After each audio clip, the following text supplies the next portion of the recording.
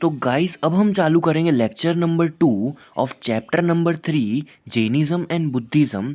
तो अब हम पढ़ने वाला है मेन टीचिंग ऑफ जैनिज्म, मतलब जैनिज्म हमको क्या क्या सीख देता है।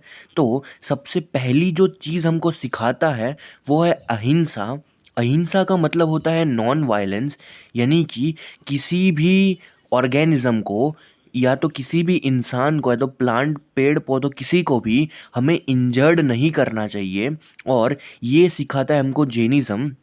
और इसके लिए जो जैन लोग होते हैं वो नंगे पैर चलते हैं, यानी कि बैर फूटेड चलते हैं। पॉइंट नंबर 2, वो लोग पानी को फिल्टर करके पीते हैं।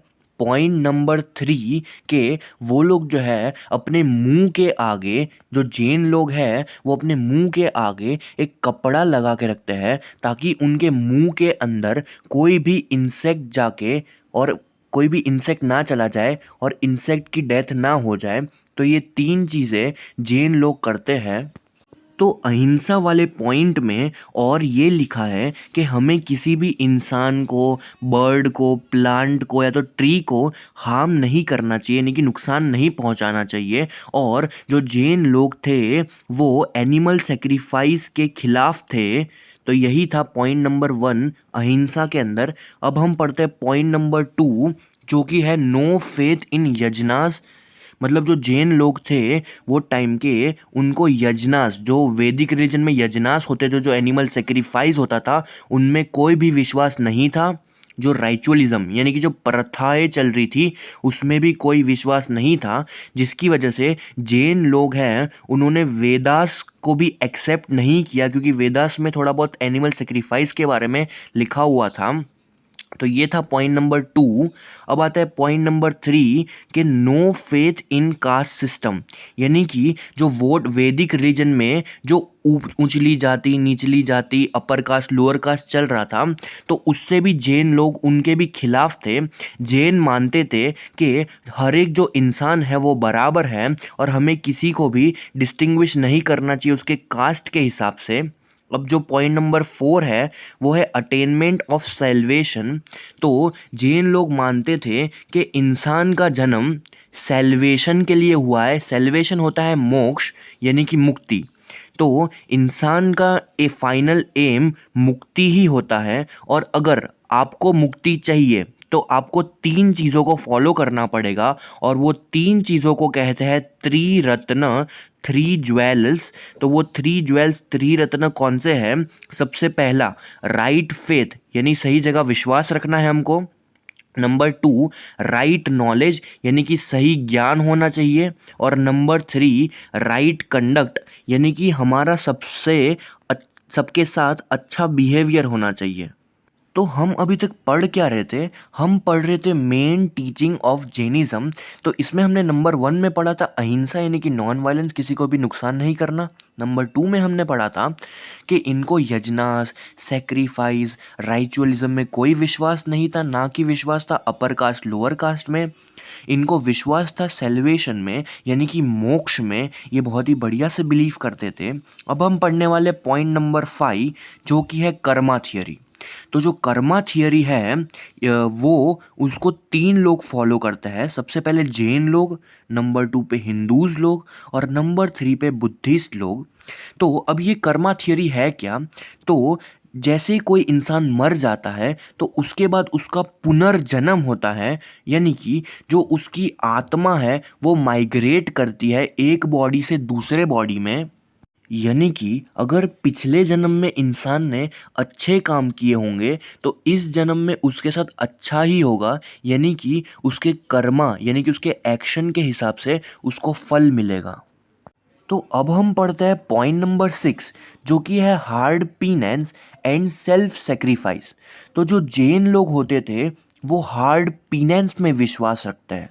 अब ये पीनेंस का मतलब होता है कि खुद को सज़ा देना। तो ये लोग खुद को सज़ा देते थे खुद को भूखा रख के, और इससे ये मानते थे कि इनकी जो आत्मा है यानी कि इनका जो सोल है वो स्ट्रांग होता है, और ये डिज़ायर्स थे यानी कि चाहत से, मतलब जैसे कि अगर किसी के पास अभी साइकिल है तो उसको चाहिए बाइक, किसी के पास बाइक है तो उसको चाहिए कार, तो ये उसका डिज़ायर है। तो ये लोग जो थे वो डिज़ायर से भी दूर रहते थे, और जिसको भी जैन बनना था वो टाइम पे, तो उनको आगे की सारी चीज़ें तो पसंद आई थी, लेकिन ये जो हार्ड पीनेंस और सेल्फ सेक्रीफाइस वाला पॉइंट है वो उनको पसंद नहीं आया।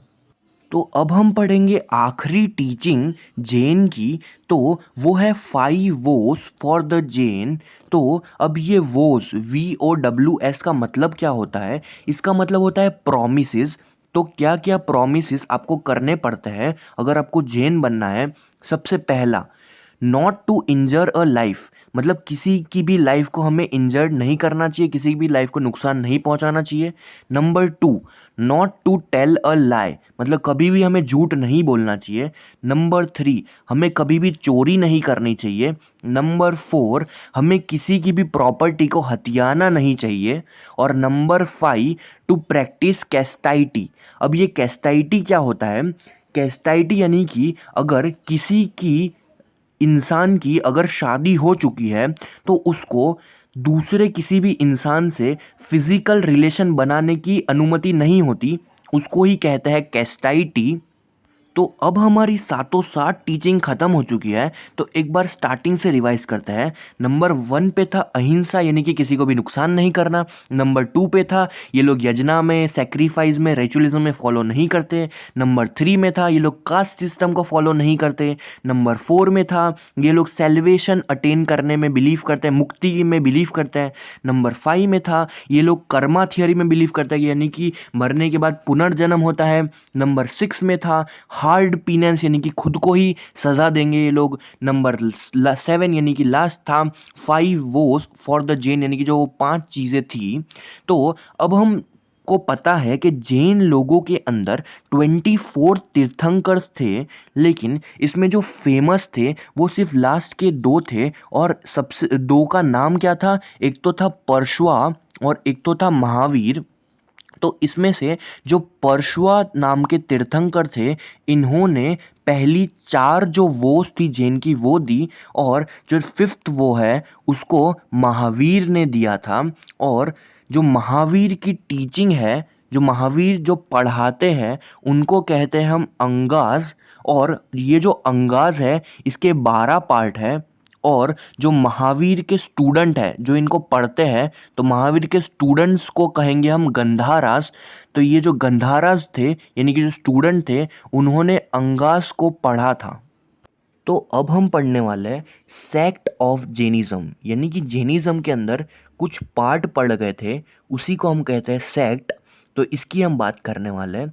तो 2 इंसान थे, एक इंसान का नाम था भद्रबहु, और इन्होंने जैनिज्म को पॉपुलर किया था कर्नाटका में। और एक इंसान का नाम था थूलभद्रा, जिन्होंने जैनिज्म को फेमस किया था मगध में। बहुत इंपॉर्टेंट है ये कि भद्रबहु ने फेमस किया कर्नाटका में और थूलभद्रा ने फेमस किया मगध में। और यहीं से जैनिज्म के अंदर 2 डिवीजन पड़ चुके थे, एक तो थे श्वेतंबराज और एक तो थे दिगंबराज। और श्वेतंबराज ऐसे लोग जो थूलभद्रा को फॉलो करते हैं, और दिगंबराज ऐसे लोग जो भद्रबहु को फॉलो करते हैं। तो अब हम ये श्वेतंबराज और दिगंबराज को थोड़ा डिटेल में पढ़ते हैं। तो शुरुआत करता है श्वेतंबराज से। तो श्वेतंबराज में हमने कहा कि ऐसे लोग जो थूलभद्रा को फॉलो करते हैं।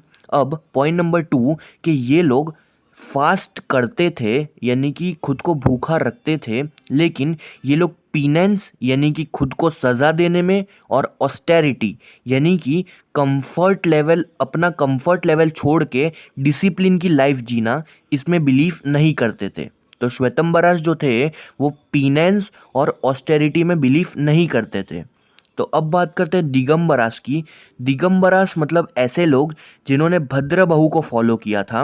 तो ये लोग स्काई को ही अपना कपड़ा मानते थे, जिसकी वजह से ये अपनी बॉडी को कवर नहीं करते थे। इससे हमको साफ पता चलता है कि इन लोगों को दुनिया से कोई फ़र्क नहीं पड़ता।